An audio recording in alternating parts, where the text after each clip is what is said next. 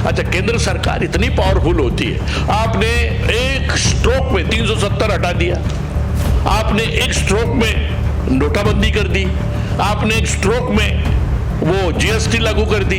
महाराष्ट्र में मराठा समुदाय के लिए लोग आरक्षण मांग रहे हैं। बीते सितंबर में भी मराठा नेता मनोज जरांगे के नेतृत्व में धरना प्रदर्शन हुआ था और खुद जरांगे धरने पर बैठ गए थे। अब एक बार फिर महाराष्ट्र सुलग उठा है। यहाँ आंदोलन की लहर एक बार फिर चल पड़ी है। अब ऐसे में कांग्रेस के पूर्व सांसद विलास मुत्तेमवार ने मराठा आरक्षण को लेकर क्या कुछ कहा, सुनिए। अब वो निर्णय, अब उन्होंने कहा कि उनकी एक मांग है कि सरसकट एक जात आपको कुनबी का सर्टिफिकेट मिलना चाहिए। और निज़ाम के ज़माने में मराठवाड़ा, तो वहाँ पहले जो किसान यानी खेती करते हैं, अगर वो मराठा होंगे तो उनको कुनबी बोलते थे। अपने विदर्भ में भी कुनबी की जो जाति थी वो किसानी ही करते थे। तो उन्होंने कहा कि जो खेती करता है वो कुनबी। लेकिन उस वक्त मराठा समाज ने, ये हमारे प्रतिष्ठा के खिलाफ है, जो इतिहास हमने पढ़ा है, ये हमारे प्रतिष्ठा के खिलाफ है, ये समझ के उन्होंने कुनबी का सर्टिफिकेट उस वक्त नहीं लिया, तो वो मराठा कहलाए।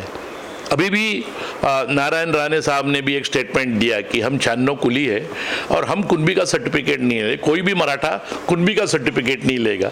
तो उनके आपस में अलग अलग ओपिनियन है। लेकिन जरांगे पाटिल ने कहा कि हमें अगर 50% जो एक मर्यादा है वो कंसेशन की, यानी 50% तक जो हमारे संविधान के मुताबिक आरक्षण दिया जा सकता है, तो उसमें अगर हमको आरक्षण नहीं मिला तो फिर आरक्षण हमें नहीं मिलेगा। इसलिए हमको ओबीसी का सर्टिफिकेट यानी कुनबी का सर्टिफिकेट दो, तो कुनबी अगर हो गए तो उनको ओबीसी का आरक्षण मिलेगा। मराठाओं को आरक्षण देने की बात हुई तो सुप्रीम कोर्ट में कोई भी जाएगा और वो उसको रोक दिया जाएगा, तो फिर मराठाओं का अपेक्षा भंग होगा, उनका विश्वासघात होगा। तो ये जो मामला है वो इतने जल्दी हल होने वाला नहीं। अब दूसरी बात ऐसा है कि अगर इन मराठाओं को ये ओबीसी में अगर ये कुनबी करके अगर हो गए, और अभी 13,000 लोगों को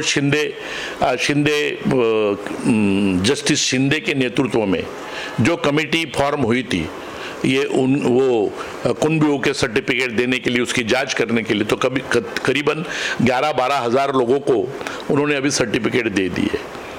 उनकी मांग बड़ी है। अब जरांगे पाटिल वो कह रहे हैं कि यहाँ के मराठों को अगर आप ये सर्टिफिकेट दे रहे होंगे तो वो मुझे मंजूर नहीं है।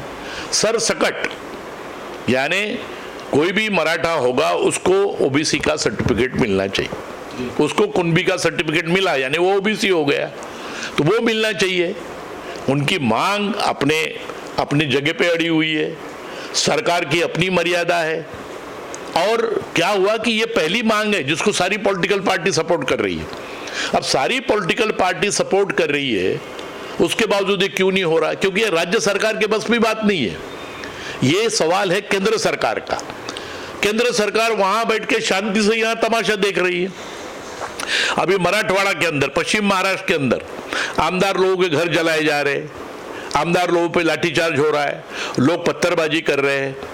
और फिर एमपी लोगों ने दो तीन एमपीओ ने रिसिग्नेशन दे दिया, 2 एमएलओ ने रिसिग्नेशन दे दिया। तो ये जो तमाशा चल रहा था इसको कौन रोकेगा? इसको रोकने की जिम्मेदारी केंद्र सरकार की है। अभी 2 बार इस दौरान देश के प्रधानमंत्री यहां आके गए।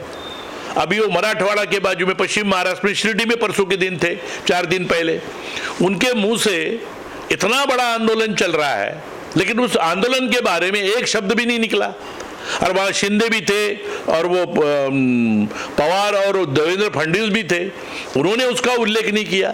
आप एक काम के लिए राज्य में आते हो, राज्य की बड़ी समस्या जिसमें अशांति हुई है, महाराष्ट्र जल रहा है, और जलते हुए जगह आप आए हो और देश के प्रधानमंत्री, इतने पावरफुल प्रधानमंत्री, और खुद को इतने लोकप्रिय समझते हो, उसके बावजूद उसके बारे में आपने एक चर्चा नहीं किया। वो सवाल के बारे में 2 बार आप बीच में आ गए, आप उसको दूर ही नहीं करना चाहते। अगर वो दूर करते हैं, मराठों को अगर ऊपर आरक्षण देने की बात करने के लिए उन्होंने कोई कदम उठाए, तो आंध्र प्रदेश में कप्पू का आंदोलन है, गुजरात में पटेल का आंदोलन है, तो वहां तो पंडारा बाग खुल जाएगा। इसलिए उनकी भी मर्यादा है, वो कुछ नहीं करना चाहते। लेकिन अगर कोई कर सकता है तो वो केंद्र सरकार करती। अच्छा, केंद्र सरकार इतनी पावरफुल होती है, आपने एक स्ट्रोक में 370 हटा दिया, आपने एक स्ट्रोक में नोटाबंदी कर दी, आपने एक स्ट्रोक में वो जीएसटी लागू कर दी। अरे आप तो वहां बैठे बैठे इतने निर्णय लेते हो और अपनी लोकप्रियता बताते हो, तो आपको ये महाराष्ट्र का जो पुरोगामी राष्ट्र है, वहां लोग आपस में लड़ रहे। अगर कल चल के तुमने मराठाओं को सरसकट दे दिया तो ओबीसी ने पहला ही, ओबीसी समाज ने अल्टीमेटम दे दिया है। और आपने अगर हमारे ओबीसी का उनको अगर आपने आरक्षण दिया तो हम सड़क पर आ जाएंगे। और सड़क पे आने का मतलब क्या है? जवान लोग सड़क पर आते, जवानों का जोश बड़ा होता है, वो कोई चीज की परवाह नहीं करते। तो आप यहाँ क्या ये गृह युद्ध लगाना चाहते 2 जाति के अंदर? और फिर ओबीसी यानी कोई एक मराठा नहीं है, ओबीसी में कुंबी है, तेली है, माली है, और करीबन 100 यानी करीबन 300 के करीब जाति मिलकर ओबीसी समाज होता है। अब इतने सारे लोगों को आप उसमें उंगली लगाना चाहते, तो ये सवाल बड़ा पेचीदा है और संवेदनशील हो गया है। और ये सवाल महाराष्ट्र की परंपरा को देखते हुए इस पे हल निकलना चाहिए और हल परमानेंट निकलना चाहिए।